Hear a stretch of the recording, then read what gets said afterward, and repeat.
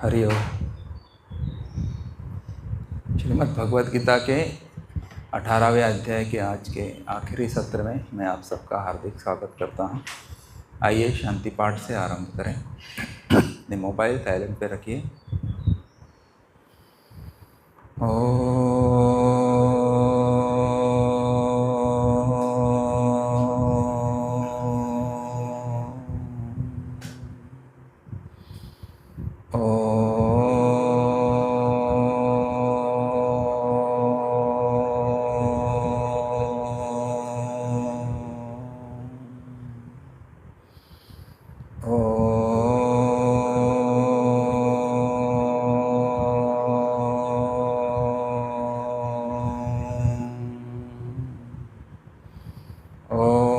सहनाववतु सहनौ भुनक्तु सह वीर्यं करवावहै तेजस्विनावधीतमस्तु मा विद्विषावहै। ओम शांति शांति शांति। समस्तजनकल्याणे निरतं करुणामयं नमामि चिन्मयं देवं सद्गुरुं ब्रह्मविद्वरं सद्गुरुं ब्रह्मविद्वरं वसुदेवसुतं देवं कंसचाणूरमर्दनं देवकी परमानन्दं कृष्णं वन्दे जगद्गुरुं। बुद्धिर्बलं यशोधैर्यं निर्भयत्वम् अरोगता अजाड्यं वाक्पटुत्वं च हनुमत्स्मरणात् भवेत्। हरि ओम। एक भजन बोलेंगे, गुरु भजन। किती आनंद रे झाला सद्गुरुनाथा,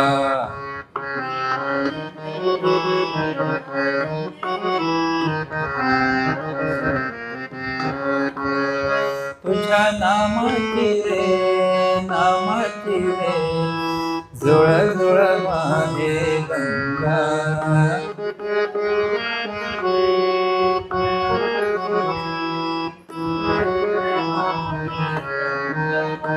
किती आनंद रे झाला सद्गुरुनाथा।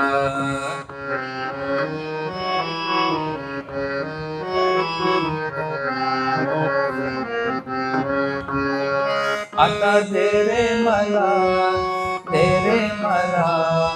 दर्शन सद्गुरुनाथा,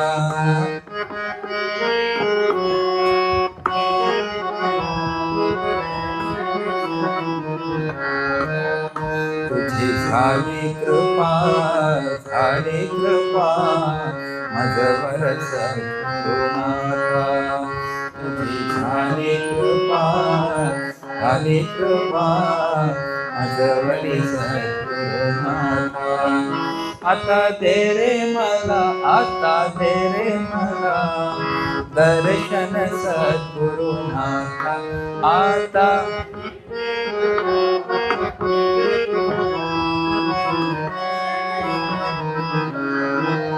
किती आनंद रे झाला सद्गुरुनाथा, किती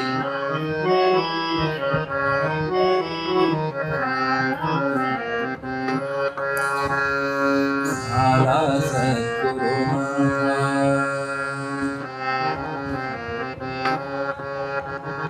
झाला सद्गुरुनाथा। श्री सद्गुरुनाथ महाराज की जय। ओम पार्थाय प्रतिबोधितां भगवता नारायणेन स्वयं व्यासेन ग्रथितां पुराणमुनिना मध्ये महाभारतम् अद्वैतामृतवर्षिणीं भगवतीम् अष्टादशाध्यायिनीम् अम्ब त्वामनुसन्दधामि भगवद्गीते भवद्वेषिणी यं ब्रह्मा वरुणेन्द्ररुद्रमरुतः स्तुन्वन्ति दिव्यैस्तवैः वेदैः साङ्गपदक्रमोपनिषदैः गायन्ति यं सामगाः ध्यानावस्थिततद्गतेन मनसा पश्यन्ति यं योगिनो यस्यान्तं न विदुःसुरासुरगणाः देवाय तस्मै नमः देवाय तस्मै नमः। From 66th to 70th shloka altogether. सर्वधर्मान् परित्यज्य मामेकं शरणं व्रज अहं त्वा सर्वपापेभ्यः मोक्षयिष्यामि मा शुचः। इदं ते न तपस्काय न भक्ताय कदाचन न च शुश्रूषवे वाच्यं न च मां योऽभ्यसूयति य इदं परमं गुह्यं मद्भक्तेष्वभिधास्यति। भक्तिं मयि परां कृत्वा मामेवैष्यत्य संशयः न च तस्मान्मनुष्येषु कश्चिन्मे प्रियकृत्तमः भविता न च मे तस्मात् अन्यः प्रियतरो भुवि अध्यक्ष्यते च य इमं धर्म्यं संवादमावयोः ज्ञानयज्ञेन तेनाहम् इष्टस्यामिति मे मतिः। और यहाँ तक कल हमने देखा ते भगवत गीता को पढ़ाने का और किसको देना किसको नहीं देना इसके बारे में थोड़ी सा कुछ चिंतन या उपदेश भगवान ने दिया हमको कल। तो उन्होंने कहा जो इसको अतपस्वी को यानी जो भोगी व्यक्ति है उसको नहीं कहना चाहिए, अभक्त को नहीं देना चाहिए, या जो सुनना नहीं चाहता उसको भी ज़बरदस्ती बिठा के मत सुनाओ। और जो भगवान में जो दोष दृष्टि देखता है उसको भी नहीं सुनाना चाहिए भगवत गीता। और फिर क्या कहा, इसका फल क्या है, इसको अगर कोई सुनता है तो ये उन्होंने कहा मुझ में पराभक्ति करके जो इस परम गोपनीय संवाद को मेरे भक्तों में कहेगा, हाँ जो उसको कहता है तो उसका क्या फल बताया है। तो बोले उसको मैं खुद प्राप्त हो जाता हूँ। माम एव इष्यति न संशयः। तो इसमें कोई संशय नहीं है कि आप भगवत गीता को दूसरों को पढ़ाएंगे भक्ति से तो आप खुद भगवान को प्राप्त हो जाओगे। तो ऐसी महिमा है इसको पढ़ाने की। और फिर उन्होंने कहा ऐसे व्यक्ति की जो भगवत गीता पढ़ाता है, इसको सिखाता है वगैरह, तो उसके बारे में भगवान कहते हैं कि उसके समान मेरा अत्यंत प्रिय कार्य करने वाला मनुष्यों में कोई भी नहीं है। 69 श्लोका। और उसके समान अन्य प्रियतर भविता न च। तो उसके समान मुझे प्रिय लगने वाला भी कोई व्यक्ति नहीं है। तो वो व्यक्ति जो भगवत गीता को पढ़ाता है वो मुझे अत्यंत प्रिय है, ऐसा उन्होंने कहा इस पृथ्वी पे। अगर कोई कहे कि मुझे उस भगवत गीता का अध्ययन करने में कोई इन्हें प्रचार करने की मेरे में योग्यता नहीं है तो उसके बारे में उसको क्या करना चाहिए। तो 70वें श्लोक में उन्होंने कहा अध्यक्ष्यते च य इमं धर्म्यं संवादमावयोः ज्ञानयज्ञेन तेन अहम् इष्टस्याम इति मे मतिः। यानी हम दोनों का जो ये बड़ा अद्भुत या धर्ममय ऐसा संवाद है, इसका जो अध्ययन करेगा, आप पढ़ा नहीं सकते लेकिन खुद तो पढ़ सकते हैं कि नहीं, तो बोले इसका भी फल बताया है कि मैं उसके द्वारा ज्ञान यज्ञ से पूजित हो जाऊंगा, ऐसा मेरा मत है। तो भगवान कहते हैं कि वो भी मेरी पूजा है। अगर आप खुद घर में बैठ के भगवत गीता का पाठ भी करते हैं या अध्ययन करते हैं, इसको समझने की कोशिश करते हैं, पढ़ाई करते हैं उसकी, तो एक प्रकार से ज्ञान यज्ञ है। ज्ञान यज्ञ के द्वारा भगवान की पूजा है। अच्छा, जैसे द्रव्य यज्ञ सबको पता है, लेकिन भगवत गीता खुद समझने की कोशिश करना एकाग्र चित्त से, ये ज्ञान यज्ञ है, वो भगवान को बहुत प्रिय है। तो ये एक प्रकार से भगवान की पूजा है। जैसे परसों एक छोटी सी घटना है घटी, तो क्या था, रविवार को, आप में से बहुत सारे लोग नहीं थे उस दिन। उस दिन क्या थी, नरसिंह जयंती थी। सब लोग नरसिंह लक्ष्मी मंदिर जाके आ रहे थे। तो शाम को कोई नहीं था, इसलिए मेरे मन में विचार आया कि मैं भी जाके दर्शन करके आता हूँ। फिर मैंने कहा नहीं, मैं इसको पढ़ूँगा। और 66 श्लोक का मैंने पूरा इसके ऊपर जो भाष्य था उसको पढ़ा। तो 2.5 आवर्स है वो सिटिंग। मैंने कहा वहाँ जाके वो भीड़ में नमस्कार करके वापस आने से अच्छा है कि जो भगवान ने पढ़ा है, जो पढ़ाया है गीता में, उसको समझने की कोशिश करना, वो भगवान के दर्शन लेने से भी ज़्यादा श्रेष्ठ है। तो ऐसा विचार करके मैं नहीं गया कहीं पे, और just set my room and I studied. तो यहाँ पे वही कहा कि ज्ञान यज्ञ से भगवान की पूजा है। You did not visit some temple, if you are studying this sincerely, that itself is worship of भगवान। फिर अभी आगे कहते हैं कि अगर कोई भगवान का इस गीता का प्रचार भी नहीं कर सकता, खुद उसका अध्ययन भी नहीं कर सकता, तो वो क्या करे? तो उसके बारे में अगले श्लोक में कहा है। Please repeat after me. श्रद्धावान अनसूयश्च शृणुयादपि यो नरः सोऽपि मुक्तः शुभान् लोकान् प्राप्नुयात् पुण्यकर्मणाम्। श्रद्धावान् अनसूयश्च शृणुयादपि यो नरः सोऽपि मुक्तः शुभान् लोकान् प्राप्नुयात् पुण्यकर्मणाम्।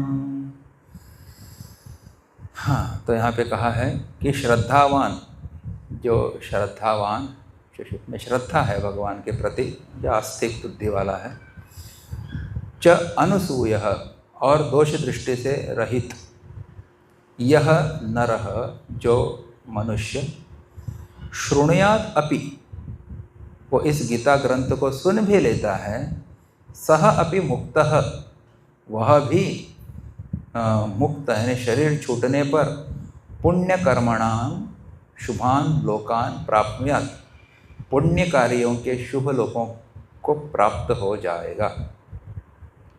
तो कितने सारे कंसेशन दिए, देखो, बोले आपको पाठ नहीं करना आता कोई प्रॉब्लम नहीं, आपको अध्ययन नहीं करना आता तो ये भी कोई प्रॉब्लम नहीं, फिर क्या करूँ मैं? सुनो, आप जहाँ भी भगवत गीता पढ़ी जा रही है, पढ़ाई जा रही है, प्रवचन हो रहा है, वहाँ जाके बैठो आप, तो भी आपको बोले पुण्य मिलेगा। और क्या गति होगी आपकी? यहाँ पे कहा वो भी मुक्त हो जाएगा, और शरीर छूटने के बाद पुण्य कर्मणाम शुभान लोकान प्राप्नुयात्। तो आपका देह जब छूट जाएगा तो आप, जब पुण्य लोक का मतलब कौन से लोग हैं? तो वैकुंठ लोक है, साकेत लोक है, या फिर जिसको गोलोक बोलते हैं, कृष्ण का जो धाम है, राम जी का जो धाम है, विष्णु भगवान का, ऐसे ऊंचे ऊंचे लोकों में आप मृत्यु के बाद चले जाएंगे, सदगति जिसको बोलते हैं। तो भगवत गीता ऐकली किती केल्याने, जीवनभर ऐकली, शिकली ना, काय ना प्रॉब्लम काय ना, उसका भी फल बताते हैं यहाँ पे। तो आप श्रद्धा से और दोष दृष्टि से रहित होकर आपको ये सुनना है। This is very important. तो कल आपको हमने वो कथा बताई थी ना, जो एक चैतन्य महाप्रभु का जो शिष्य था, जो गीता सुनता था, गीता पढ़ता था, हाँ, वहाँ पे, लेकिन पढ़ते पढ़ते रोते रहता था। तो उसको पूछा गया कि क्यों रोते हो? समझ में तो कुछ आता नहीं है उसको। तो उसने कहा कि ये भगवान उवाच, जब मैं बोलता हूँ तो कृष्ण भगवान मेरे सामने प्रकट हो जाते हैं, मुझे दिखते हैं। वो अर्जुन को गीता सिखा रहे हैं, और अर्जुन उवाच बोलता हूँ तो अर्जुन दिखते हैं मुझे कि वो प्रश्न पूछ रहे हैं। तो ये दोनों को देख के मैं गदगद हो जाता हूँ, ऐसा क्या, ऐसा उसको भाव उत्पन्न होता है। लेकिन उन दोनों के प्रश्न उत्तर क्या चल रहे हैं वो मुझे कुछ समझ में नहीं आता बोलते हैं, लेकिन उनको मैं देखता हूँ तो मुझे बहुत आनंद हो जाता है, इसीलिए उनको देखकर मैं रोता हूँ, ऐसे उन्होंने उत्तर दिया। तो ऐसी श्रद्धा भक्ति होनी चाहिए जब हम गीता सुनते हैं, पढ़ते हैं, तो फिर आपकी भी सद्गति हो जाएगी। एक और कथा यहाँ पे स्वामी राम सुखदास जी देते हैं, वो कहते हैं, मैं गीता की महिमा है एक सिपाही रात को अपनी ड्यूटी करके घर वापस आ रहा था चलते हुए, तो एक वट का वृक्ष था वहाँ पे, तो उसके नीचे एक सुंदर स्त्री खड़ी थी बोले। तो उसने कहा कि मैं क्या आपके साथ आ सकती हूँ? तो उन्होंने कहा कि बोले ठीक है। तो बातचीत करने लगी और उसके साथ वो चली आई उसके घर में। तो उसने घर में आके उसके साथ वो सोई। अच्छा, और ऐसे बहुत दिन तक चला। वो हर शाम रात को जब वो ड्यूटी से वापस आता था उसके साथ वो आती थी, और इससे ये होता था कि उसकी सब एनर्जी जो है, वाइटलिटी जो है ना, वो सब क्षीण होती, उसका लहू पीती थी, लेकिन उसको पता नहीं चलता था। तो परेशान हो गया था उससे। लोग उसको पूछने लगे फिर कि तुम इतने वीक दिख रहे हो, क्या है प्रॉब्लम? तो एक दिन ऐसा हुआ कि वो रात को उसके साथ आई और उसने उसको कहा कि तुम जरा ये दिया ऑफ कर दो, दिया बंद कर दो, बत्ती बुझा दो। तो स्त्री ने जहाँ पे बैठी थी ना, वो बिस्तर से ही वो हाथ लंबा किया, दूर था वो दिया, उसको वहीं से हाथ लंबा करके बंद कर दिया। तो उससे उसको पता चला कि ये कोई साधारण स्त्री नहीं है। ये कौन है? ये तो वही चिटकिण है। चिटकिण पता है आपको? चुड़ैल है, चुड़ैल थी वो बहुत डर गया वो। अरे मैं किसके साथ सो रहा था इतने दिन, तो भयानक स्त्री है। तो उसने कहा अभी ये बात अगर किसी से बोल दी तो तुमको मैं जान से मार दूँगी। वो एकदम डर गया और डर से और भी वो सूख गया वो। तो सब लोग उसको बोलने लगे, क्या हो गया आजकल, तुम खाते पीते नहीं हो क्या? वो चुप रहा। तो बीमार होने लगा। एक दिन वो गया एक दुकान से कुछ दवाई लेके आया, और उस रात जब वो उसके साथ आई तो उसने कहा तुम्हारे जेब में कुछ तो है, उसको बाहर फेंको। बोले क्या जेब में है? तो पहले उसको फेंको, नहीं तो तुम्हारे पास में नहीं आ सकती। तो उसने देखा क्या है, मैंने कहा मैं नहीं फेंकूँगा, जो भी करो। तो वो उसको बोलती रही फेंको फेंको, लेकिन वो नहीं फेंक रहा है, और बाद में परेशान होकर वहाँ से चली गई। अभी उसने एक वो पुड़ी खोल दी, पुड़िया होती है ना, मेडिसिन बांध के उन्होंने कुछ पुड़िया बना के दी थी, और वो पेपर से बांधी हुई थी, और जो पेपर से रैप किया था ना, वो भगवत गीता का एक टुकड़ा था बस। हाँ, भगवत गीता के कुछ श्लोक उसके ऊपर प्रिंटेड थे जिसको उन्होंने रैप किया था। तो उसका इतना प्रभाव हुआ कि वो चुड़ैल भी, वो भी कटा हुआ पन्ना था, ठीक है, पूर्ण पेज भी नहीं था, वो चुड़ैल उसके पास भी नहीं आई, वो भाग गई उसे। तो उस दिन से उन्होंने कहा कि वो मैं एक टुकड़ा नहीं, आज से पूरी भगवत गीता पॉकेट गीता में अपने पास रखूँगा, तो ये मेरे पास नहीं आएगी। तो ऐसे ही ऐसी कहानियाँ हैं। तो गीता का प्रभाव है ये कि ऐसे दुष्ट वृत्ति के लोग भी आपके आसपास नहीं आ सकते। इसीलिए घर में हमारी स्वामिनी विमलानंद जी हमेशा कहती है बुक सेल के बारे में करते वक्त कि किताब खरीद के अपने घर में रख दो एक, कम से कम। हर एक किताब की अपनी एक वाइब्रेशन होती है। हाँ, उसको देखकर भी कभी कभी आपके मन में सात्विकता आ सकती है, उसके अपने वाइब्रेशन से मन में वातावरण अच्छा हो सकता है। तो let it be in your living room और somewhere you can see it clearly. तो कभी ना कभी उसको देख के चलो क्या लिखा है पढ़ते हैं, ऐसी इच्छा हो सकती है। That is one thing. और इस कथा के अनुसार देखो उस ग्रंथ की भी अपनी महिमा है, ताकत है। तो इसीलिए गीता को फिर यहाँ पे कहा है कि सिर्फ उसको कागज़ के टुकड़े में जो गीता के श्लोक लिखे थे उसमें इतना प्रभाव था, तो अगर कोई व्यक्ति इसको कंठस्थ करता है, उसके श्लोक को समझता है और उसका फिर जीवन में जीता है तो उसका तो ट्रांसफॉर्मेशन होना ही है कि नहीं? डेफिनेटली होगा। तो इसीलिए अभी आगे वो कहते हैं अभी अर्जुन की क्या, इतनी सारी भगवत गीता सुनी तो उसके बाद अर्जुन की क्या परिस्थिति थी? तो अर्जुन से प्रश्न कर रहे हैं। क्या प्रश्न करते हैं? 72 श्लोका। कच्चिदेतच्छ्रुतं पार्थ त्वयैकाग्रेण चेतसा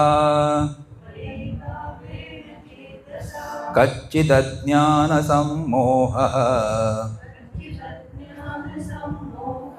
प्रनष्टस्ते धनञ्जय।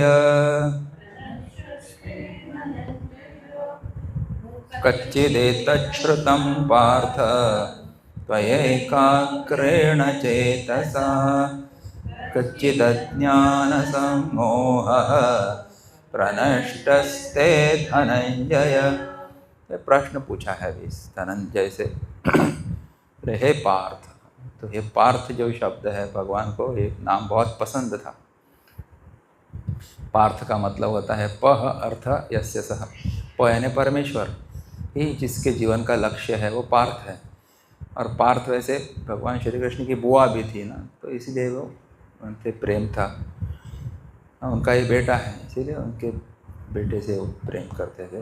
उनका उस संबोधन पार्थ से उनको संबोधित करते थे। तो कहते हैं कच्चित त्वया एकाग्रेण, क्या तुमने एकाग्र चेतसा एतत् श्रुतम, चित्त से इसको सुना? हाँ हे धनंजय, कच्चित्ते अज्ञान सम्मोहः प्रनष्टः, क्या तुम्हारा अज्ञान से उत्पन्न मोह नष्ट हुआ? तो यहाँ प्रश्न किया उसको कि पहला प्रश्न था कि एकाग्र चित्त से सुना कि नहीं तुमने, या बीच बीच में सो रहे थे या मोबाइल पे खेल रहे थे तुम, और सुनने के बाद तुम्हारा मोह नष्ट हुआ कि नहीं? That is the question here. तो यहाँ एतत् का मतलब क्या है? एतत् यानी दिस हम किसको बोलते हैं? जो हमारे सबसे पास में होता है तो इसको बोलते दिस। तो ये इसको, इस भगवत गीता को या इस हमारे संवाद को, मेरे उपदेश को तुमने सुना कि नहीं एकाग्रता से? तो और सुना भी कैसे? एकाग्रता से सुना कि नहीं? सुनना कैसे चाहिए? एक तो एकाग्रता होनी चाहिए और दूसरा उस ग्रंथ में, उस वक्ता में भी श्रद्धा होनी चाहिए, तभी उसका फल आपको अवश्य मिलेगा। कच्चित अज्ञान सम्मोह प्रनष्टस्ते धनंजय। तो तुम्हारा ये अज्ञान से उत्पन्न जो मोह है वो नष्ट हुआ कि नहीं? क्योंकि वो पहले कह रहा था ना कि मुझे क्या सही है क्या गलत है मुझे समझ में नहीं आ रहा है, आप मुझे बताओ, प्लीज़ गाइड मी, मैं आपका शिष्य हूँ। और अभी भगवान वही पूछ रहे हैं की सगळे सांगले आता तुका किती त्याचे परिणाम किती झाला, कळ्ळें काय ना तुका, तुझे मोह नष्ट झाला काय ना? तो अभी देखते हैं इसका उत्तर क्या दिया अर्जुन ने। यहाँ पे एक शब्द इसके लिए धनंजय ऐसा कहा है, जिसने युद्ध में बहुत सारा धन जीत कर लाया था, इसलिए उनका नाम धनंजय पड़ा है। लेकिन यहाँ पे धनंजय का मतलब कौन सा धन है? भगवान ने उसको गीता रूपी जो धन दिया है ना, तो उसका जो धनी है। अच्छा, तो वह कहते हैं कि तुम लौकिक धन को लेकर धनंजय बने हो, अब इस वास्तविक तत्व रूप धन को प्राप्त करके अपने मोह का नाश कर लो और सच्चे अर्थों में धनंजय बन जाओ। तो मोह का नाश करके ये तत्व रूपी यानी ज्ञान रूपी धन उसको तुम प्राप्त करो और धनंजय बन जाओ, ऐसा यहाँ पे इसका भाव है। तो अभी अर्जुन ने क्या उत्तर दिया? ऐकलें तुवें आणि बरें कळ्ळें काय ना तुका, कितें मोह नष्ट जालो काय ना? तो अर्जुन उवाच नष्टो मोहस्मृतिर्लब्धा नष्टो मोहः स्मृतिर्लब्धा त्वत्प्रसादान्मयाच्युत स्थितोऽस्मि गतसन्देहः करिष्ये वचनं तव। न अर्जुन उवाच नष्टो मोहः स्मृतिर्लब्धा त्वत्प्रसादान्मयाच्युत स्थितोऽस्मि गतसन्देहः करिष्ये वचनं तव। तो अभी अर्जुन ने सीधा सीधा उत्तर दिया है क्या? हे अच्युत। अच्युत का मतलब होता है जो गिरता है। अच्युत कभी गिरता नहीं अपने पोजीशन से, अपने स्टेटस से, अपने स्थान से।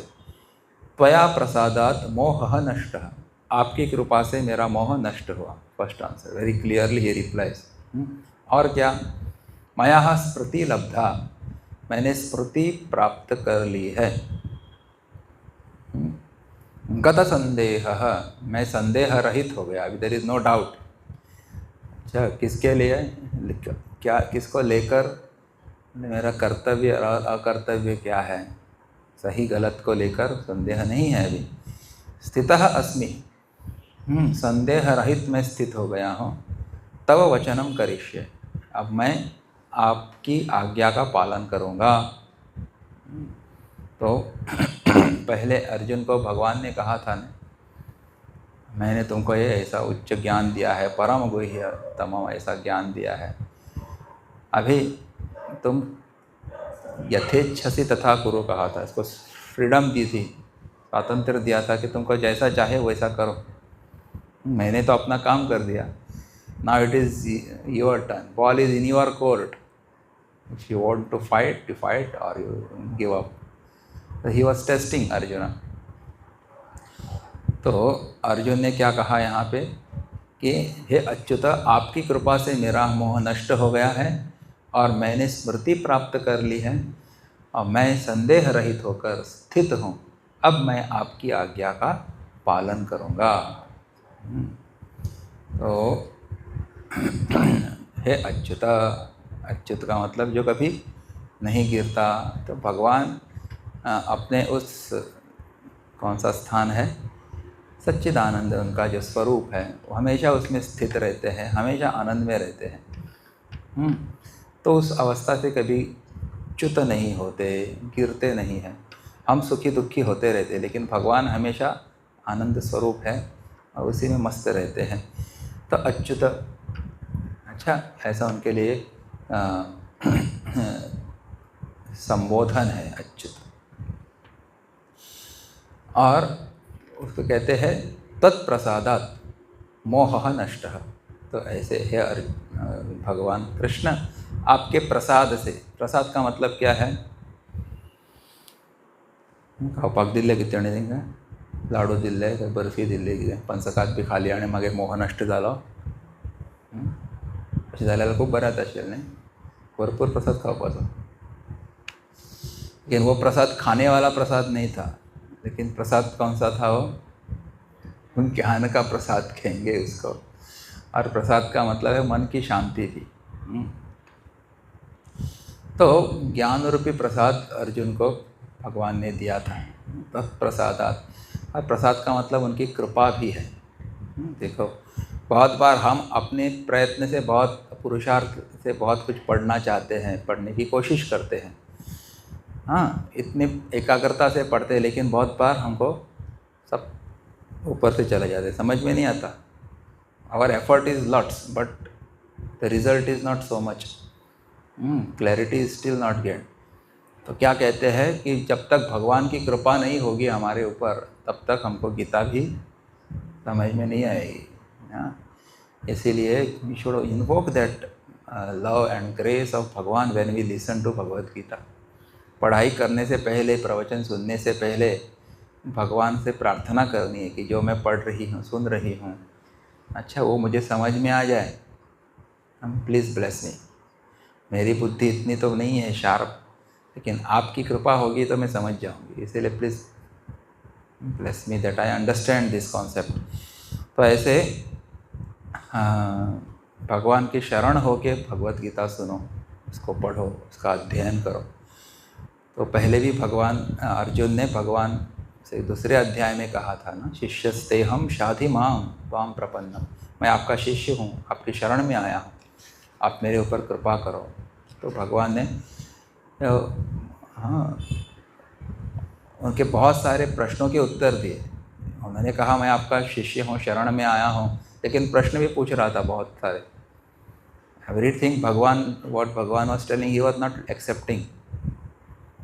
तो वो प्रश्न करता था, ऐसा क्यों, पहले आपने ऐसा कहा, हाँ पहले हफ्ते आप प्रशंसा तो करते हैं ज्ञान योग की और मुझे घोर कर्म में लगाते हैं, ऐसा क्यों। सो मेनी क्वेश्चंस, बहुत सारे। स्थितप्रज्ञ के बारे में कहा, मतलब क्या है स्थितप्रज्ञ से, का भाषा समाधिस्तस्य केशव, स्थितधि किम प्रभाषेत किमासीत व्रजेत किम। तो बहुत सारे प्रश्न वो कर रहा था। That means it shows that he was alert, ये भी एक उसका तात्पर्य है। सोच विचार कर रहा था, इसीलिए प्रश्न उत्पन्न होते हैं। अच्छा, तो इसीलिए गुरुदेव भी कहते थे कि just don't accept because I am telling, you think, ऐसा बोलते थे। आप सुनो और आप इसको स्वीकार करो अगर आपको लगता है कि ये सेंसिबल है, सही है। इसलिए हमारे हिंदू शास्त्र की ये महिमा है, ग्रेटनेस है कि हमको गुरु को भी प्रश्न करने की मोहलत मिलती है। हाँ, यहाँ पे एक सुविधा है कि we can ask our question our teachers, why this way, why not that way, I don't accept, you can clarify my doubt. ये दूसरे धर्मों में नहीं है। आप कोई प्रश्न करेंगे ऐसा क्यों बोला है, उसको काट देंगे आपको सीधा या बहिष्कृत कर देंगे। But here everything is possible, so that freedom is given to us. So Arjuna used that freedom. Okay, तो ये भगवान की जो दूसरे श्लोक में उन्होंने शरणागति प्राप्त की थी, शरणागति बोली थी, मैं आपके शरण में आया हूँ, ये शरणागति अभी यहाँ पे पूर्ण होती है। बोले कैसे, क्योंकि उन्होंने कहा ना, मैं जो आप कहेंगे मैं वह करूँगा, that is a final decision that he has taken.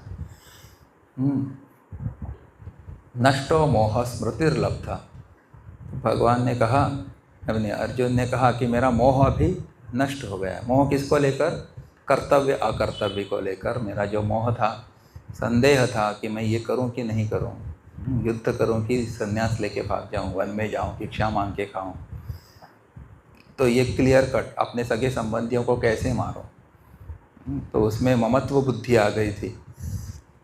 वो शत्रु नहीं देख रहा था, उनको अपना देख रहा था। उनके दोषों की और उनके जो गुनाह, जो भी उन्होंने अन्याय अत्याचार अधर्म किया था, उसके ऊपर उसकी बुद्धि नहीं जा रही थी, दृष्टि नहीं जा रही थी। केवल मोह के वश मेरे हैं ऐसा समझ रहा था।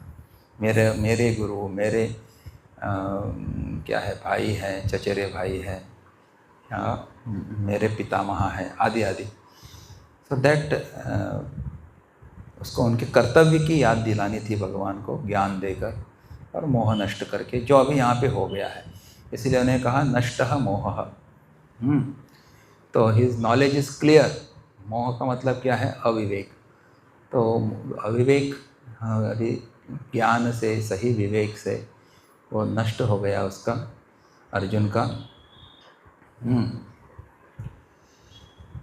और फिर क्या कहा है, स्मृतिर्लब्धा। स्मृतिर्लब्धा, स्मृति यानी कौन सी स्मृति थी, यहाँ पे कहे अंतःकरण की स्मृति और तत्व की स्मृति में बड़ा अंतर है। एक तो हमारे अंतःकरण में जो स्मृति यानी जो स्मरण होता है, जो याद बातें हमको याद रहती है, पिछली बातें। पहले लाइफ में पहली बार हम कभी अग्नि के पास गए, अगर अग्नि में हाथ डाला होगा बचपन में, तो हमको चटका लगा, वहाँ गर्म लगा। तो अगली बार हम क्या करते हैं, अग्नि देखते हैं तो हाँ उसको कैसे समझदारी से हैंडल करते हैं, हाथ नहीं डालेंगे तुरंत। समझदारी से उसके साथ व्यवहार करेंगे, बिकॉज वो स्मृति है हमारी कि एक बार एक्सीडेंट हुआ, second time I can not do the same thing, same mistake.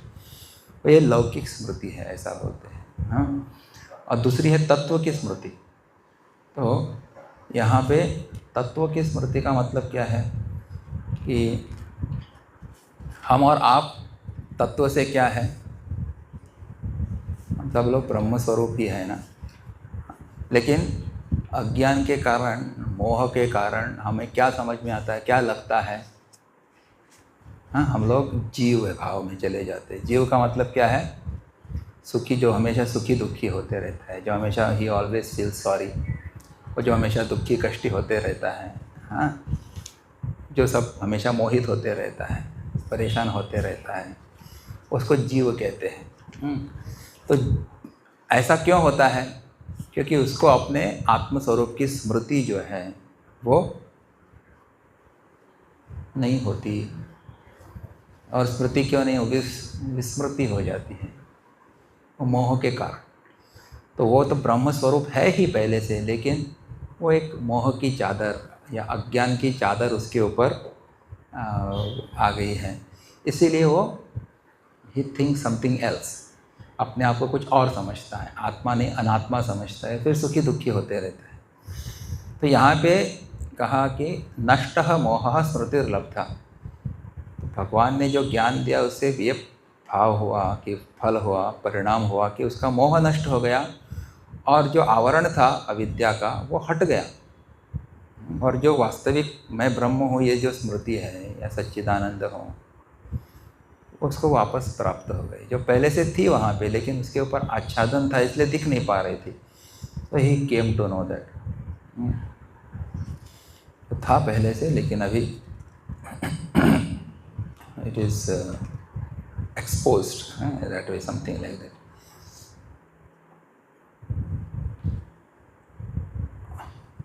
परमात्मा के विस्मृति या भूल तो असत संस्कारों, असत संसार को सत्ता और महत्ता देने से हुई थी। यह विस्मृति अनादिकाल से है, अनादिकाल से होने पर भी इसका अंत हो जाता है। जब इसका अंत हो जाता है और अपने स्वरूप की स्मृति जागृत हो जाती है, तब इसको स्मृतिर्लब्धा कहते हैं। अर्थात असत के संबंध के कारण जो स्मृति सुषुप्ति रूप से थी वह जागृत हो गई।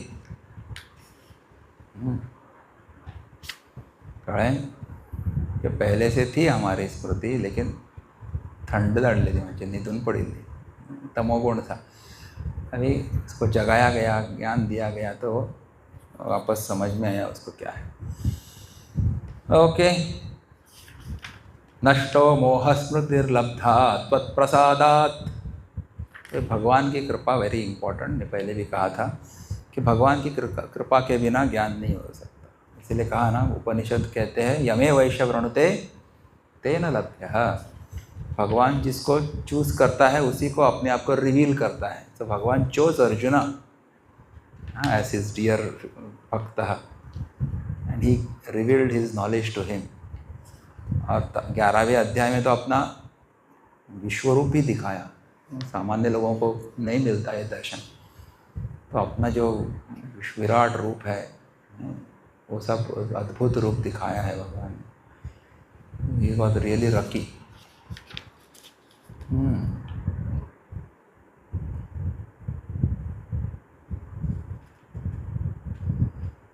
ओके, अच्छा, फिर क्या कहा है, स्थितोऽस्मि गत संदेहः। स्थितः अस्मि का मतलब क्या है, मैं संदेह रहित होकर स्थित हूँ, स्थितः अस्मि। तो और करिष्ये वचनम तव, ऐसा कहा है, मैं जो आप कहेंगे वैसा मैं करूँगा। तो अर्जुन कहते हैं कि मूल में मेरा जो यह संदेह था कि मैं युद्ध करूँ या न करूँ, वह मेरा संदेह सर्वथा नष्ट हो गया है, और मैं अपनी वास्तविकता में स्थित हो गया हूँ। वह संदेह ऐसा नष्ट हो गया है कि न तो युद्ध करने की मन में रही और न युद्ध करने की ही मन में रही। अब तो यही एक मन में रही है कि आप जैसा कहें वैसा मैं करूं, अर्थात अब तो बस आपकी आज्ञा का ही पालन करूंगा। करिष्ये वचनम तव। समझ में आया क्या? तो बोले मेरा ये संदेह नष्ट हो गया है और जो भगवान ने उनको ज्ञान दिया था उसमें मैं स्थित हूँ, और अभी उसमें मैं करूँ या ना करूँ इसके भी बोले इसके बारे में भी मुझे शंका नहीं है, उसके बारे में मैं नहीं सोच रहा हूँ। बोले मैं क्या सोच रहा हूँ? करिष्ये वचनम तव, बस आपने जो कहा है मैं वही करूँगा। आपने मन से अभी कुछ भी नहीं करना या नहीं करना ये भी नहीं, लेकिन आपने कहा तो वो अवश्य करूँगा। हाँ? तो करिष्ये वचनम तव, अब मेरे को युद्ध करने अथवा न करने से किसी तरह का किंचन मात्र भी प्रयोजन नहीं है। अब तो आपकी आज्ञा के अनुसार लोक संग्रहार्थ युद्ध आदि जो कर्तव्य कर्म होगा वह करूँगा। Finally he accepted the ishwaratva of Bhagwan, या गुरु रूप से उनको पूर्णतया स्वीकार किया और उनके उपदेश को शिरोधार्य करके जो गुरु कहेंगे जैसा कहेंगे मैं वैसा कहूँगा, इस भाव से वो यहाँ पे कह रहे हैं, ऐसा यहाँ भाष्यकार कहते हैं।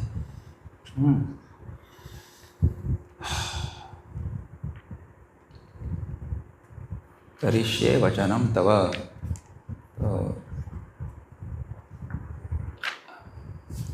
तो this is a very important shloka of Bhagavad Gita. इसीलिए भगवद गीता को पढ़ने से पहले अर्जुन कैसा था और पढ़ने के बाद अर्जुन की क्या अवस्था थी, दो चित्र यहाँ पे दिखते हैं। भगवद गीता सुनने के बाद क्या होता है, अगर कोई प्रश्न पूछता है तो उसको दोनों चित्र दिखाने चाहिए।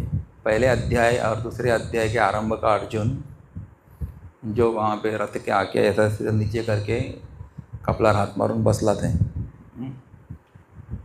या नयोत्स्य इति गोविंदम उक्त्वा तूष्णीम बभूवः, हांव युद्ध करपाना असे म्हणून तर बसला थे। तो अर्जुन दुखी कष्टी टेंशन में, और दूसरा ये हाथ में धनुर्गांडी, हाथ में धनुष्य लेके खड़ा है और बोलता है मैं जैसा आप कहेंगे मैं वैसा करूँगा।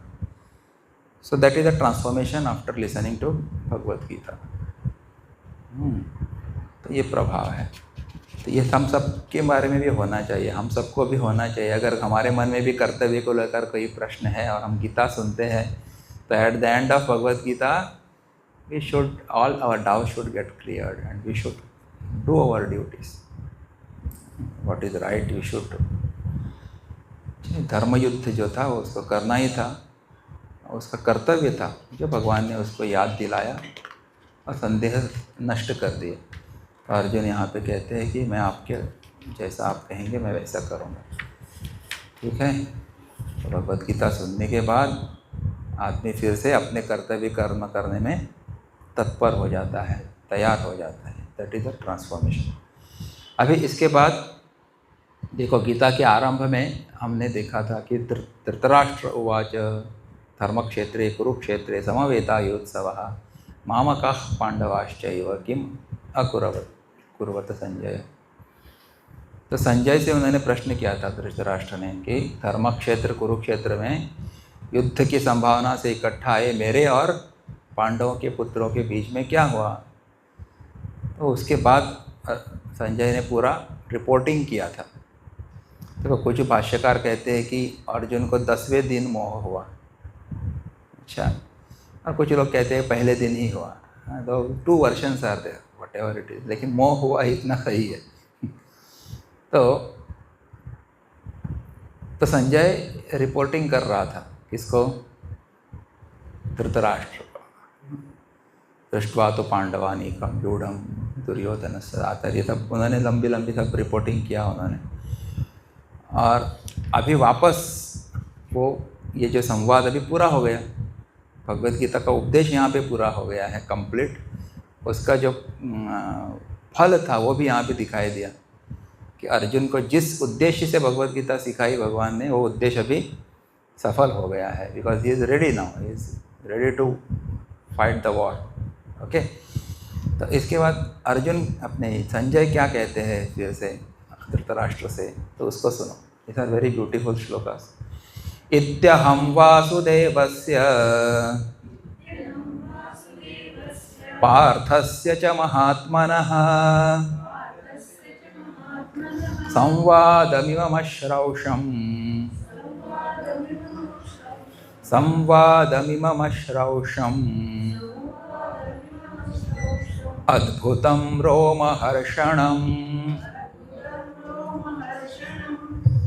संजय उवाच इत्यहं वासुदेवस्य पार्थस्य च महात्मनः संवादमिममश्रौषम् अद्भुतं रोमहर्षणम्। तो कहते हैं इति, इस प्रकार, अहम वासुदेवस्य च महात्मनः पार्थस्य, मैंने भगवान वासुदेव और महात्मा पार्थ यानी अर्जुन का इमं रोमहर्षणम अद्भुतम संवादम अश्रौषम, यह रोमांचित करने वाला अद्भुत संवाद सुना। तो संजय कहते हैं कि मैंने ये भगवान कृष्ण और अर्जुन के बीच में ये संवाद सुना। अभी संवाद के लिए विशेषण दिए हुए हैं उन्होंने। बोले कैसा संवाद था वो? टाइम पास था क्या? कुछ कोई फिल्म की कहानी बता रहे थे क्या हो? नहीं, बोले रोमहर्षणम, ऐसा कहा, रोमांचित करने वाला था वो। रोमांचित करना यानी क्या?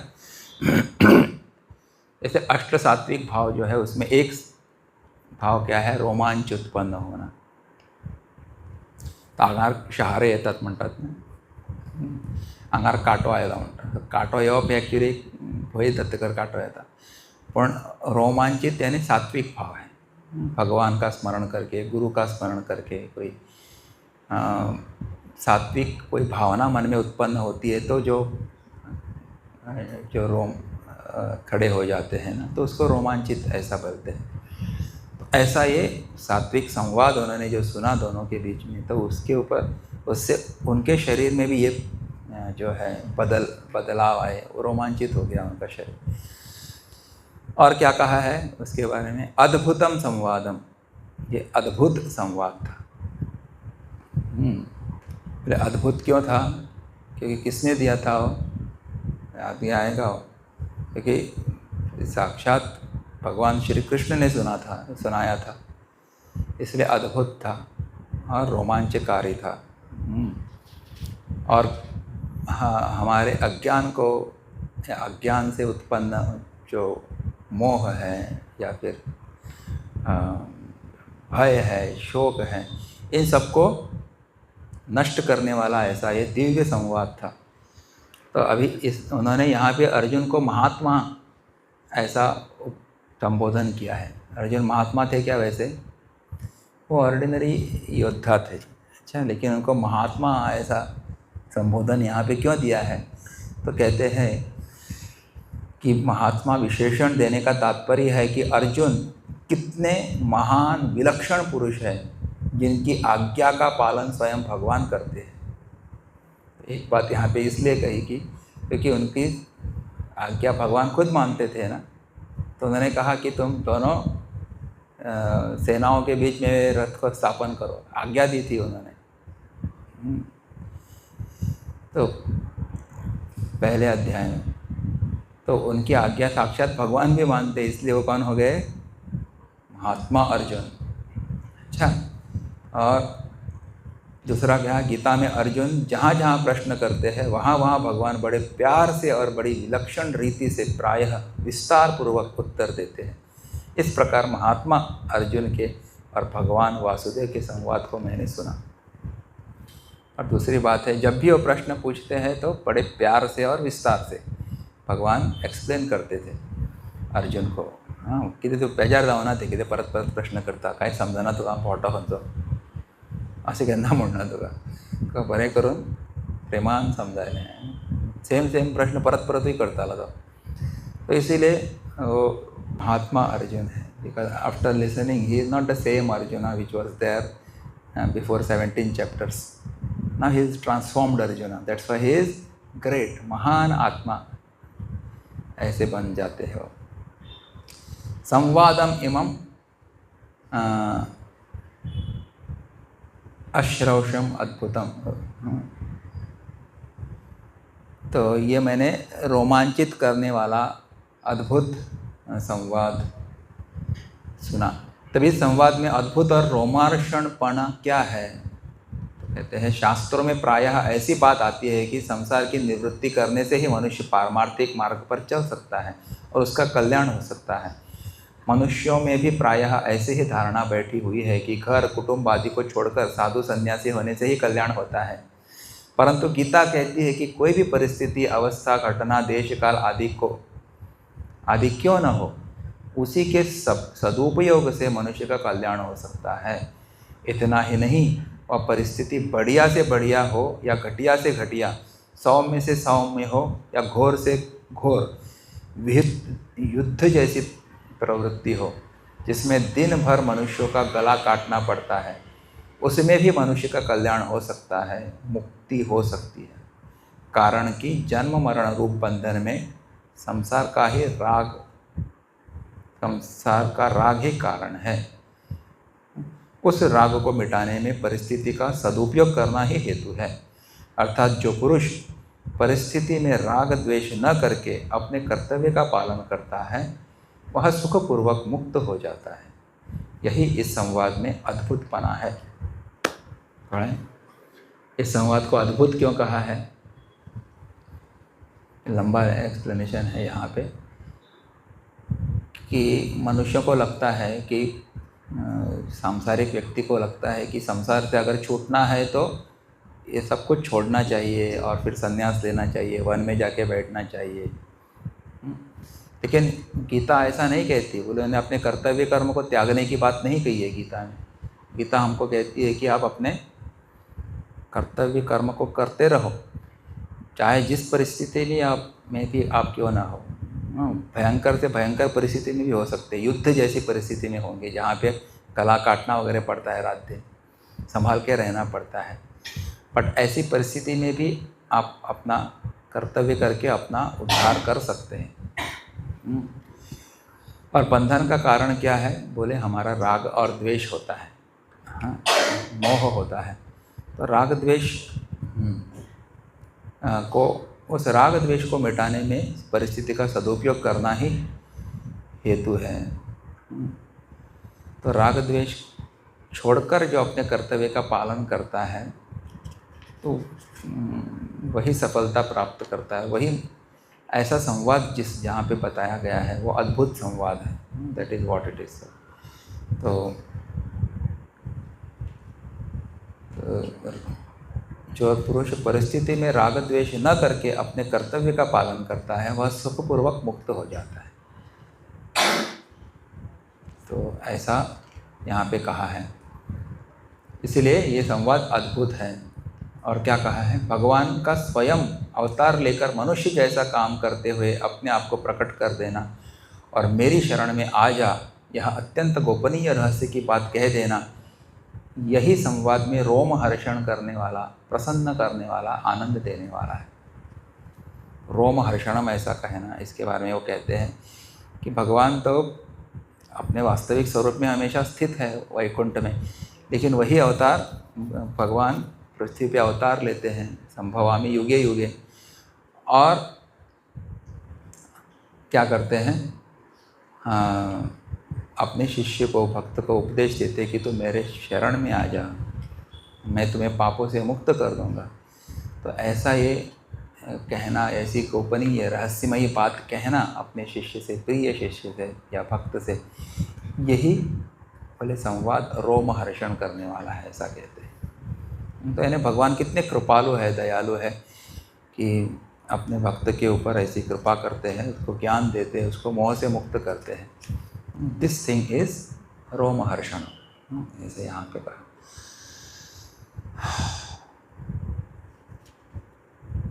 अभी इसके बाद क्या कहा है? बोले ये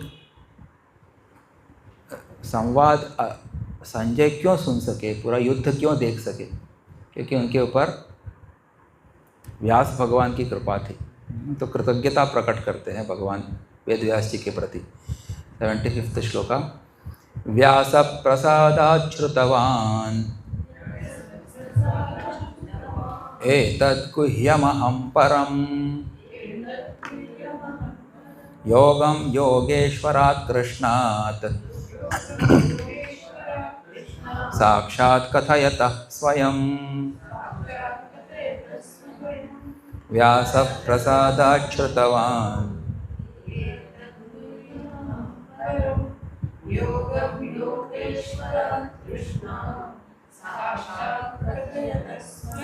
तो व्यास प्रसादात, व्यास जी की कृपा से अहम स्वयं, मैंने स्वयं एतत् परम गुह्यम योगम कथयत, इस परम गोपनीय योग यानी गीता ग्रंथ को कहते हुए साक्षात योगेश्वरात् कृष्णात् श्रुतवान, साक्षात योगेश्वर भगवान श्री कृष्ण से सुना है।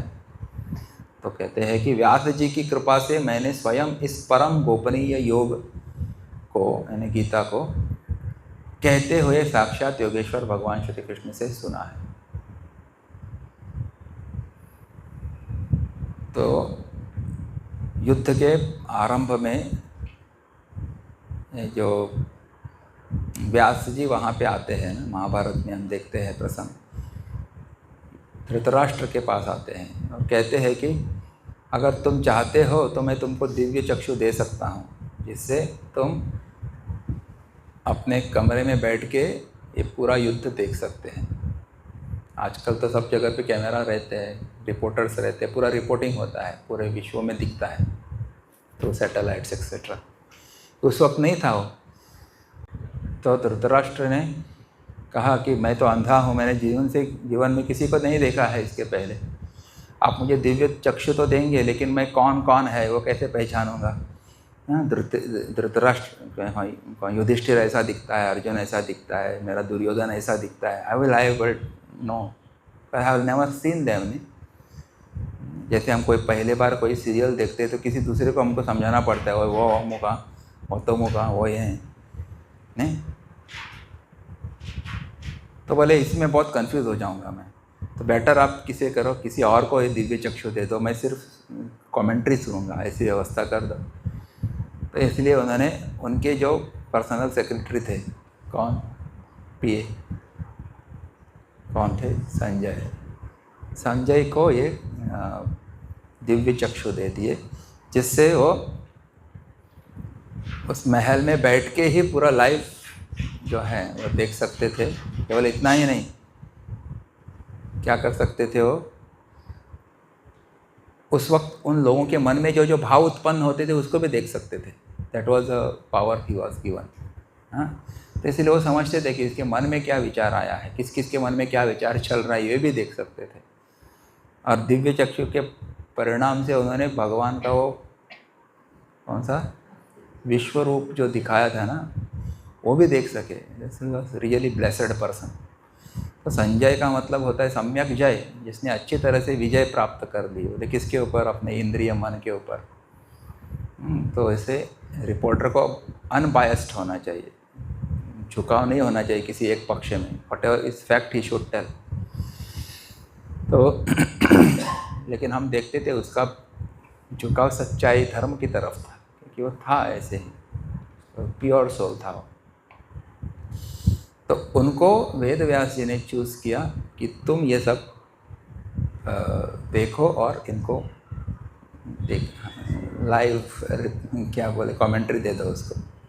अच्छा, इसीलिए उन्होंने कहा ग्रेटिट्यूड एक्सप्रेस करते हैं, व्यास प्रसादात् श्रुतवान, आप व्यास जी की कृपा से मैंने ये स्वयं इस परम गोपनीय योग को सुना। बोले किससे सुना, साक्षात योगेश्वर कृष्ण, योगेश्वरात् कृष्णात् श्रुतवान।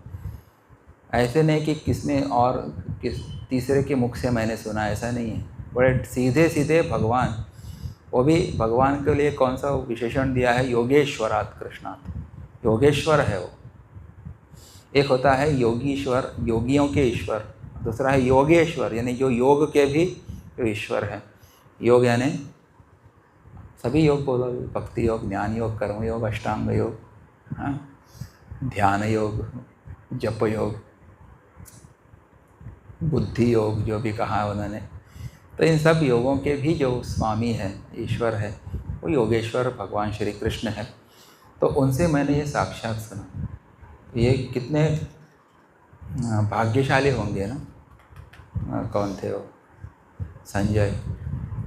तो इसीलिए he is so touched by this. तो उनका उद्धार हो गया। बहुत बार कोई ट्रिप होती है, कोई नाटक होता है, कोई ऐसे कोई प्रोग्राम होता है और कोई किसी को पास मिलता है, तो वो बोलता है अरे माँ का बेजा रहता तो माँ का वास्पा है ना, तू कहता तू वर सर, ऐसे करते हैं। तो किसी और को पास दिया जाता है, टिकट दी जाती है और वो जाता है वहाँ पे और वो इतना आनंद लेता है। बाद में दूसरे दिन पेपर में आता है वो प्रोग्राम बहुत ही हिट हुआ। तो जिसने टिकट दी थी किसी और को, तो और उसको बड़ा पश्चाताप हो जाता है, अरे मैंने तो मेरी अपॉर्चुनिटी मैंने गंवा दी, इसको इसने फ़ायदा ले लिया। तो ऐसा फ़ायदा वैसे तो मिलने वाला था किसको? धृतराष्ट्र के नसीब में था, लेकिन उन्होंने नहीं लिया, इनके नसीब में संजय को मिला है। अच्छा, he was really lucky, you can say that. तो अर्जुन ने त्वत्प्रसादात कहा है। किसके प्रसाद से? कृष्ण के। और यहाँ पे उन्होंने क्या कहा है? संजय ने व्यासत प्रसादात कहा है। अर्जुन को भगवान की कृपा से दिव्य दृष्टि मिली थी और संजय को व्यास जी की कृपा से। तो ऐसे। और क्या कहा है इस संवाद के बारे में? राजन संस्मृत्य संस्मृत्य संवादमिमम् अद्भुतम् केशवार्जुनयोः पुण्यं हृष्यामि च मुहुर्मुहुः। राजन् संस्मृत्य संस्मृत्य संवादमिमम् अद्भुतम् केशवार्जुनयोः पुण्यं हृष्यामि च मुहुर्मुहुः। तो कहते हैं, हे राजन, भगवान श्री कृष्ण और अर्जुन के पुण्यम च अद्भुतम, इस पवित्र और अद्भुत संवाद को संस्मृत्य संस्मृत्य यानी याद कर करके मैं मुहुर्मुहुः हृष्यामि, बार बार हर्षित हो रहा हूँ। तो कहते हैं कि इस संवाद को जैसे मैं बार बार याद करता हूँ तो भी मैं हर्षित, यानी मेरे शरीर रोमांचित हो जाता है। ये अद्भुत संवाद था। इस संवाद का विशेषण क्या है कि पवित्रम और अद्भुत, अद्भुतम, पुण्यम च अद्भुतम संवादम। तो बहुत सारे संवाद होते हैं, हम टीवी पे आजकल संवाद चर्चाएं देखते रहते हैं, है कि नहीं? वो सुनने के बाद तकलीफ उछड़पा लगता है। 4 लोग, 5 लोग, 10 लोग बैठ के बहस करते हैं, सबके ऊपर कैमरा है और एक कोई बोलने उठता है, लगता है दूसरा उसको स्टॉप करता है, फिर सब चारों मिलके वहाँ पे बकवास करते हैं, तकलीफ जड़ देता है हमकी। लेकिन यह ऐसा तकलीफ जड़ करने वाला संवाद नहीं है। ये कैसा है कि मन को पवित्र करने वाला है। तो भगवत गीता रूपी संवाद आप पढ़ेंगे तो क्या होगा? मन पवित्र होगा, शांत होगा, स्पष्ट होगा, यानी बुद्धि में जो क्लैरिटी आ जाएगी, स्पष्टता आ जाएगी, विचारों की स्पष्टता होगी। इसीलिए पवित्रम और अद्भुतम, तो अद्भुत यानी भगवान, साक्षात भगवान कृष्ण ने इसको दिया था, इसलिए अद्भुत संवाद है ये। अच्छा, तो उसको मैं याद करता हूँ तो बार बार हर्षित होते रहता हूँ, ऐसा वो कहते हैं। अच्छा, आगे क्या कहा? तच्च संस्मृत्य संस्मृत्य रूपमत्यद्भुतं हरेः विस्मयो मे महान् राजम् हृष्यामि च पुनः पुनः। तच्च संस्मृत्य संस्मृत्य रूपमत्यद्भुतं हरेः विस्मयो मे महान् राजन् हृष्यामि च पुनः पुनः। तो हे राजन, राजन यानी कौन? राजन आंगा राजन नायक, धृतराष्ट्र को राजन कहा है। संजय के राजा तो वही थे, वो उनका नमक खाता था ना, टाटा नमक खाता था, तो उनको राजन कहना पड़ता था, वैसे तो राजा भी थे वो।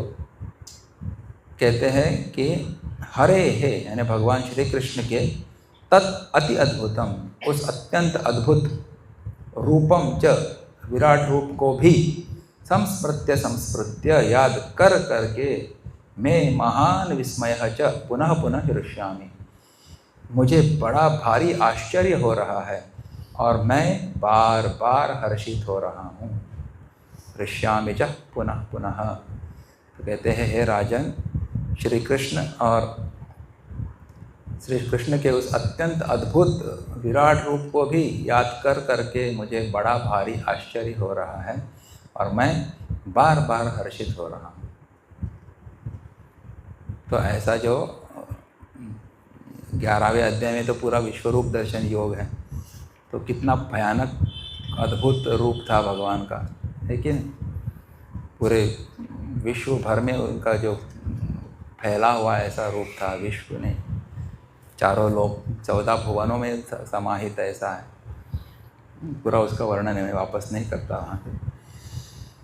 तो वो उनको स्मरण आ रहा है अभी at the end of this Bhagavad Gita.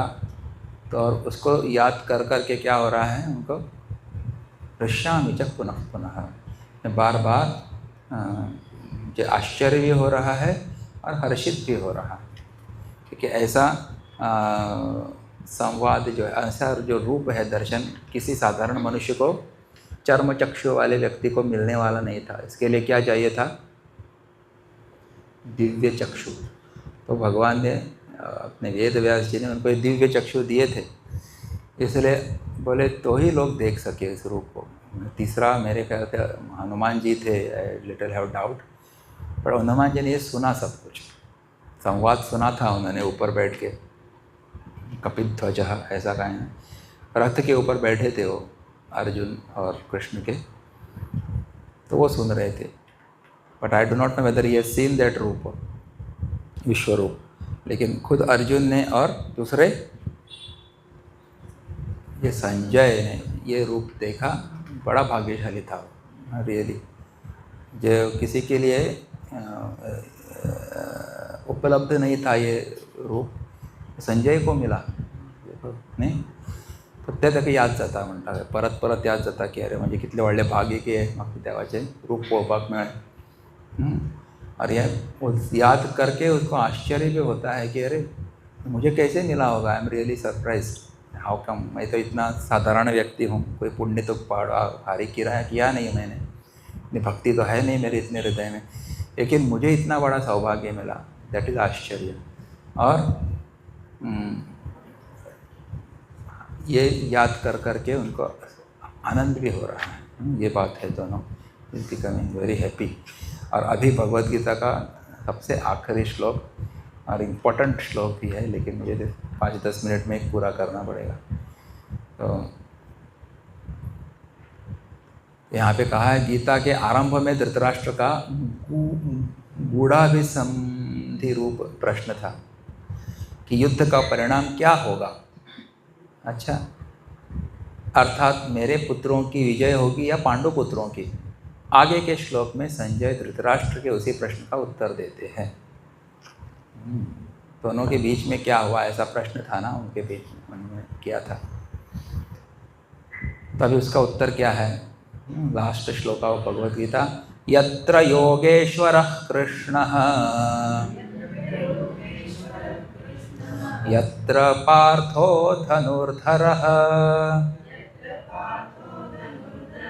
तत्र श्रीर्विजयो भूतिः ध्रुवा नीतिर्मतिर्मम.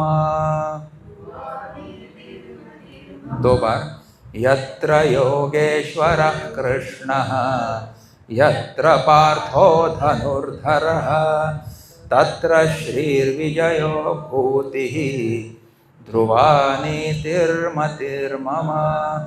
यत्र योगेश्वरः कृष्णः यत्र पार्थो धनुर्धरः तत्र श्रीर्विजयो भूतिः ध्रुवा नीतिर्मतिर्मम. Very beautiful shloka. तो यत्र, जहाँ, योगेश्वरः कृष्ण, योगेश्वर भगवान श्री कृष्ण है, और यहाँ, और यत्र यानी जहाँ, धनुर्धरः पार्थः, कांडीव धनुषधारी पांडव यानी कृष्ण अर्जुन है, तत्र वहाँ पे क्या है, तो वहीं श्री ही श्री है, विजय है, भूति ही यानी विभूति है, ध्रुवा नीति अचल नीति है, मम मति ही, हाँ ऐसा मेरा मत है। तो अर्जुन ने अपना अभिप्राय दिया है, बोले क्या कि जहाँ योगेश्वर भगवान श्री कृष्ण है और जहाँ गांडीव धनुषधारी अर्जुन है, वहाँ ही श्री विजय विभूति और अचल नीति है, ऐसा मेरा मत है। तत्र श्रीर विजयो भूति ध्रुवा नीति, तो 4 चीज़ें यहाँ पे बताई है। तो यहाँ पे कहते हैं कि योगेश्वर कृष्ण, 2 लोगों का कॉम्बिनेशन बताया है यहाँ पे। पहले पहला क्या है, वो मुरलीधारी कृष्ण नहीं है, बोले योगेश्वर गोपियों के साथ नृत्य करने वाला है वो ही कृष्ण नहीं, लेकिन सभी योगों का जो स्वामी है, ऐसा जो कौन कृष्ण है वो जहाँ पे होगा। और दूसरा क्या है, वो गांडीव हाथ से छोड़कर सिर पे हाथ लगा के बैठने वाला वो अर्जुन नहीं, लेकिन धनुर्धरः पार्थ, हाँ तो हाथ में जिन्होंने धनुर्धर धारण किया हुआ है, धनुष धारण किया हुआ है गांडीव, और युद्ध के लिए तत्पर है, ऐसा जो अर्जुन है। इन दोनों का जब कॉम्बिनेशन हो जाएगा, तो दोनों इकट्ठा आ जाएंगे, तो वहाँ वहीं पे ये 4 चीज़ें होंगी। पहले कौन सी, श्री विजय भूति और ध्रुवा नीति, ये 4 चीज़ें वहीं पे हो सकती हैं, ऐसा कहा है। तो अभी इसका अर्थ क्या है, योगेश्वर कृष्ण का मतलब क्या है। गुरुदेव कहते थे कि योगेश्वर कृष्ण का मतलब है स्पिरिचुअल नॉलेज और वैल्यूज़, ऐसा कहते थे योग, और होलिस्टिक विजन, ऐसा कहते थे। तो जहाँ पे आध्यात्मिक ज्ञान है, जहाँ पे नैतिक मूल्य है, जहाँ पे दूरदृष्टि है, पूर्णता की दृष्टि है, होलिस्टिक विजन जिसको बोलते हैं, हाँ वो एक जगह पे है, स्पिरिचुअलिटी जहाँ पे है। और साथ में दूसरा क्या चाहिए, धनुर्धारी अर्जुन। धनुर्धारी अर्जुन का मतलब है जो युद्ध करने के लिए भी तत्पर डटा हुआ जो अर्जुन है, हात सोडून असं लॉलसं बसेलं तर नाही, सांग किती करू हांव करपा तयार असं जो अभी कर्म करने के लिए, पुरुषार्थ करने के लिए जो राज़ी हुआ, ऐसा अर्जुन। तो वो ऐसा जो अर्जुन जो है, जो उस स्पिरिचुअल वैल्यूज़ को कर्म में अभिव्यक्त करके सक्सेस पाना चाहता है, ऐसा जो अर्जुन है। तो दोनों की आवश्यकता है। कुछ लोग देखो, एक होता है विजन, दूसरा होता है एक्शन। तो विजन है लेकिन एक्शन नहीं किया तो क्या परिणाम होगा, क्या कुछ देर इज विजन, दूरदृष्टी असा कोणाकडे, पण कर्म करपी ते फॉलो करपी कोण ना, ते अभिव्यक्त करपी एक्सप्रेस करपी कोण ना। उसको to put the vision into action there is no one, then there is it is of no use, that vision is of no use, it will remain futile only. तो it will be blind, it will be all the ideas will be of no use. तो इसीलिए गुरुदेव कहते थे ideas have no hands and legs, you have to provide them. Idea दिवपी भरपूर लोक असतात मिटिंगेक, हें करया तें करया अशें करया, हें हाडया तें हाडया, पण हाडटलो कोण? So ideas have to be provided hands and legs, ते आमी तांकां हातपांय दिवपाक जाय, मागीर ते म्हणे आयडिया अभिव्यक्त करपाक जाय कर्म करून। So spiritual vision backed by the karma, right efforts is equal to what? Success. या कहीं पे ऐसा होता है कि कोई लोग कर्म करते हैं लेकिन कोई विजन ही नहीं होता, बिना विजन के दूरदृष्टि के कर्म करेंगे तो फिर कन्फ्यूजन होगा वहाँ पे, फिर केयस होगा, फिर झगड़ा होगा, फिर सब गड़बड़ हो जाएगी। हाँ, तो दोनों होना आवश्यक है, spiritual values along with what activity, right action on that। दोनों साथ आ जाएंगे तो फिर अवश्य वहीं पे ये सब चीज़ें होंगी। बोले क्या? श्री। श्री का मतलब क्या है? बोले श्री का मतलब है सौंदर्य है, श्री का मतलब है ऐश्वर्य। कहाँ पे कहा? ग्रेटनेस। श्री का मतलब है शोभा भी होता है। तो ये सब श्री शब्द से, श्री लक्ष्मी भी बोलते हैं ना श्री को, ऐश्वर्य, लक्ष्मी, ब्यूटी, गुडनेस और डिविनिटी, ये सब श्री शब्द से संबंधित है। श्री, वहीं पे श्री होगी, वहीं पे विजय होगी। विजय, सक्सेस। हाँ, कृष्ण आणि अर्जुन दोघांनी बरोबर आयल आहे. Spiritual values plus action, then there will be definitely success only. You cannot be unsuccessful. और तीसरी बात क्या कही? भूति ही। हाँ, भूति का मतलब क्या है? विभूति। विभूति का मतलब है विस्तार। वहीं पे विस्तार हो जाएगा। विस्तार यानी क्या? That goodness or that success will spread everywhere. If you work with this vision of spiritual values, then you will become successful and your success will be spreading everywhere. है ना? आज बड़ी बड़ी कंपनी जो है, कंपनियां जो काम कर रही है, तो कहीं ना कहीं उनका कोई ethical values they support, that's why they become successful through out. जहाँ पे सक्सेस वैल्यूज बैकिंग नहीं होगा, यानी स्पिरिचुअलिटी या मॉरल वैल्यूज़ का आधार नहीं होगा ना, वो कंपनी भी नष्ट हो सकती है। भ्रष्टाचार होगा, कोई ना कोई अंदर से गड़बड़ करेगा। सो हाँ, विस्तार का होना चाहिए, वेल स्प्रेड, प्रचार क्या बोलते हैं उसका, एक्सपांशन होना चाहिए अगर, तो this things qualities are very much important. Spirituality plus पुरुषार्थ। और तीसरा क्या कहा, चौथा क्या कहा है? ध्रुवानीति, फर्म पॉलिसी। इसी को मॉरलिटी ऐसा कहा है। ध्रुवा नीति। ध्रुव का मतलब होता है जो अचल, जो हालना कहना था। नीति यानी मॉरलिटी, तो वहाँ पे मॉरलिटी भी होगी। कुछ लोगों के पास गड़बड़ पॉलिसियाँ होती हैं। कुछ लोग जैसे पैसा कमाना चाहते हैं, तो इसलिए हमको कहते हैं लोगों को आकर्षित करेंगे अपने देश में, इसलिए क्या करते हैं वो, कैसीनोस खोल देते हैं। तो कैसीनो खोलेंगे तो पैसा तो आएगा, लेकिन उससे फिर वो देश भी बर्बाद हो जाएगा, वो पीढ़ी बर्बाद हो जाएगी। So that is not a right value system. इस प्रकार की नीति नहीं होनी चाहिए। There should be morality also in that. ध्रुवा नीति, good policies we should make. अच्छा, तो देखो ये श्लोक बहुत लंबा है, इसका विस्तार है। आप लोग गुरुदेव की कमेंट्री पढ़ना, बहुत सुंदर इसके ऊपर। समय हो गया है। अच्छा, तो आपके दिमाग में कुछ नहीं जाएगा, बोले टाइम डालो। तो ब्यूटीफुल श्लोका। तो it gives us secret of success also. So बात यह है कि आध्यात्मिक लोगों को चुप नहीं बैठना चाहिए।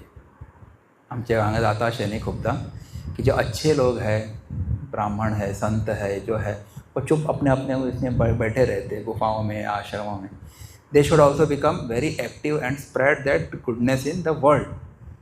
नहीं तो जैसे बैड लोग जो होते हैं, बुरे लोग, वो इकट्ठा आते हैं और सब अपना तहस नहस करते हैं। They work very actively, but good people they stay in their own homes and then they आम्ही कित्या भानगडीक पड्या जग मार, बरे असतात ते, बेचारा भला आदमी हो जाता है वो।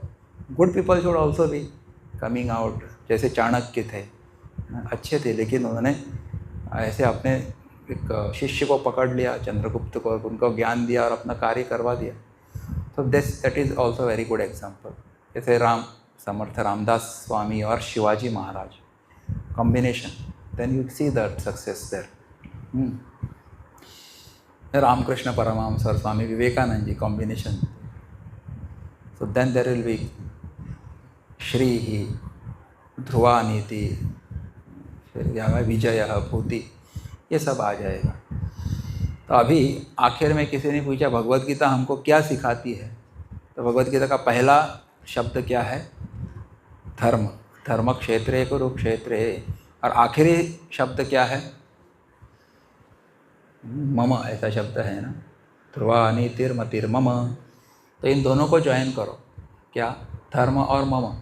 तो मम धर्म, what Bhagavad Gita will teach us is teaching us, मेरा धर्म क्या है। धर्म का मतलब कि अलग अलग स्टैंड पॉइंट से मेरा कर्तव्य क्या है, मेरा स्वरूप धर्म क्या है, ये सब।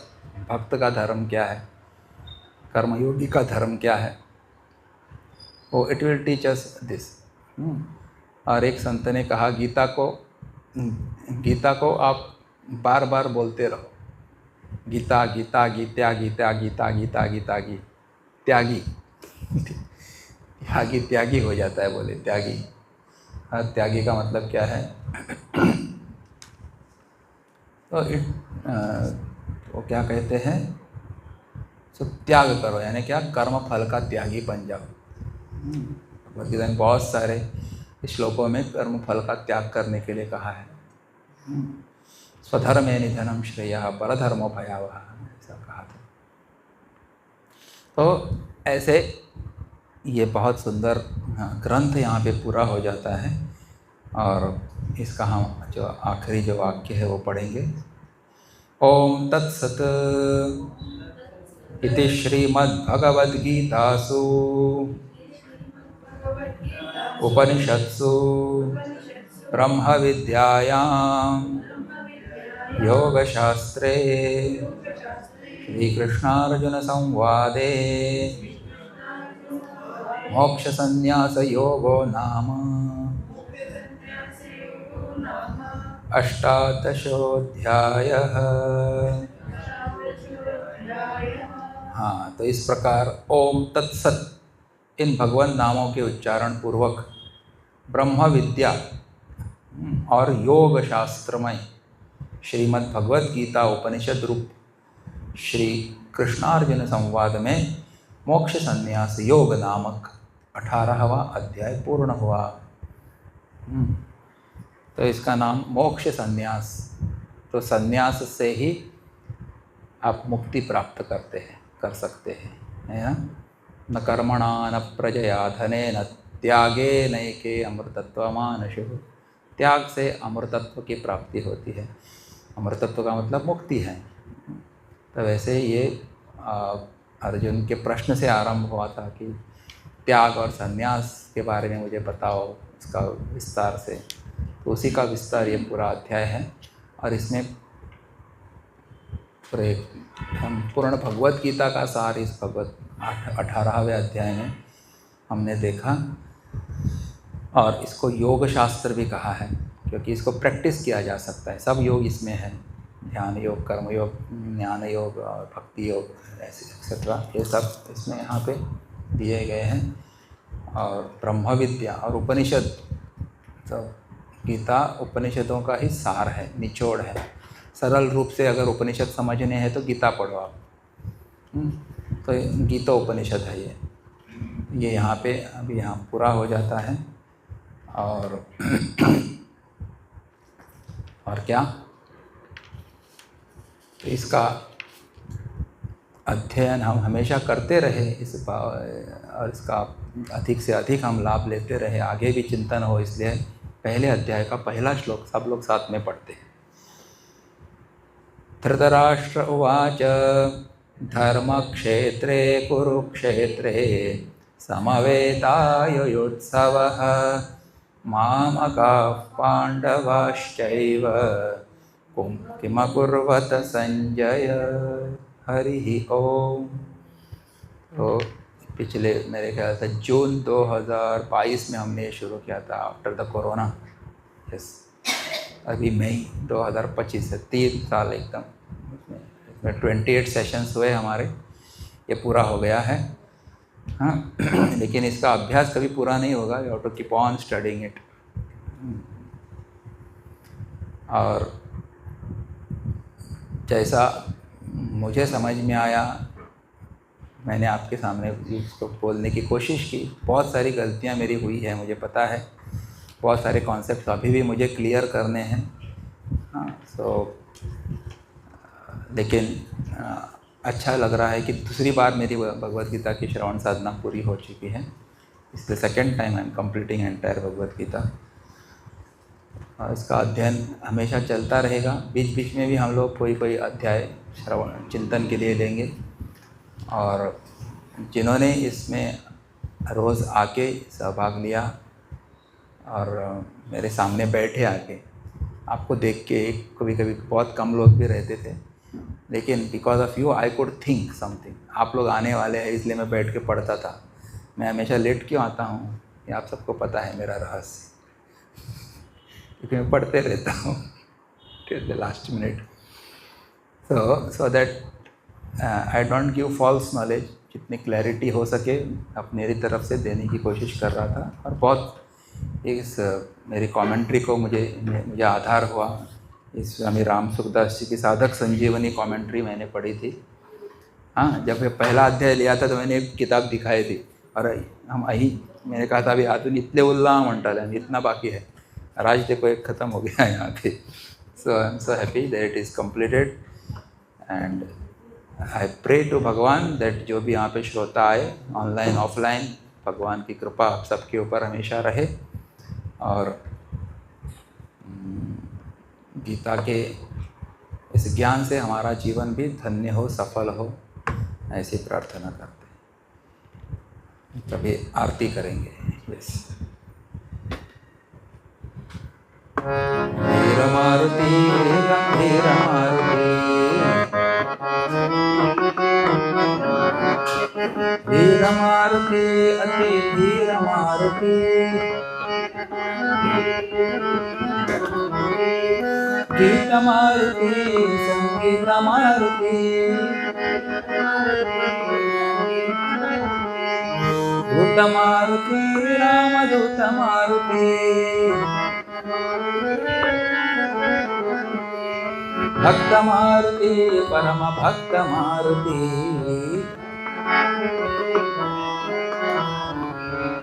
धीर मारुति गंभीर मारुति, गंभीर मारुति गंभीर मारुति।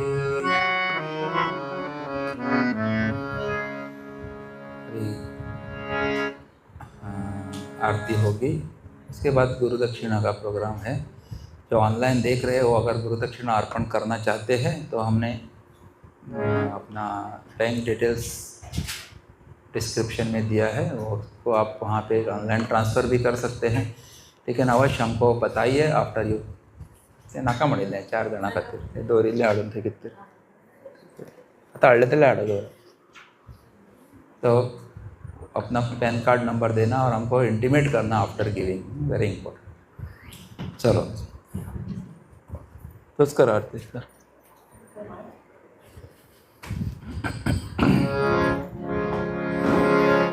उल्टा दौरलें अशें।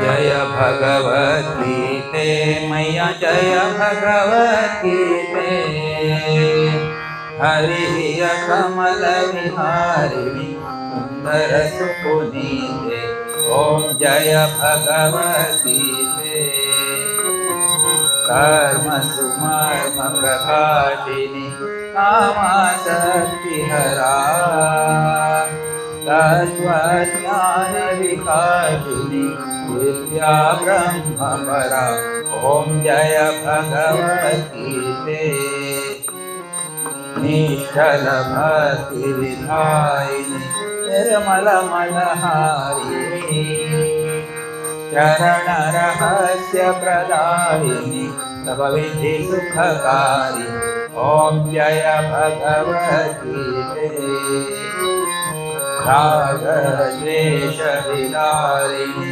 कारिणी मोद सदा, भव भय हारिणी तारिणी परमानंद प्रदा, ओम जय भगवती ते, आसुर भाव विनाशिनी नाशिनी तमरजनी दैवी सद्गुणदायिनी हरिरसिका सजनी ओम जय भगवती ते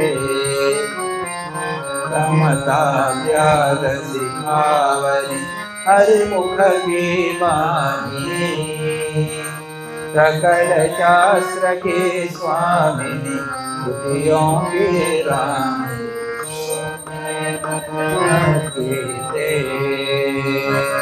दया सुधा बरसावनी मात कृपा की जय हरिपद प्रेम दान कर अपनो कर लीजय ओम जय भगवती ते ओम जय भगवती ते अय्या जय भगवती ते हरि कमल विहारिणी सुंदर सुपुनीते ओम जय भगवती ते ओम जय भगवती ते ओम जय भगवती ते ओम न तत्र सूर्यो भाति न चन्द्र तारकं नेमा विद्युतो भान्ति कुतोऽयमग्निः तमेव भान्तमनुभाति सर्वं तस्य भासा सर्वमिदं विभाति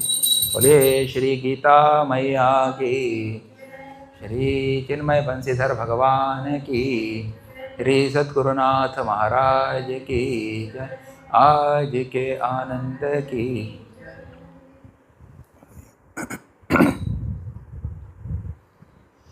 कायेन वाचा मनसेन्द्रियैर्वा बुद्ध्यात्मना वा प्रकृते स्वभावात् करोमि यद्यत् सकलं परस्मै नारायणायेति समर्पयामि नारायणायेति समर्पयामि ओम पूर्णमदः पूर्णमिदं पूर्णात् पूर्णमुदच्यते पूर्णस्य पूर्णमादाय पूर्णमेवावशिष्यते ओम शांति शांति शांति हरि ओम श्री गुरुभ्यो नमः हरि ओम।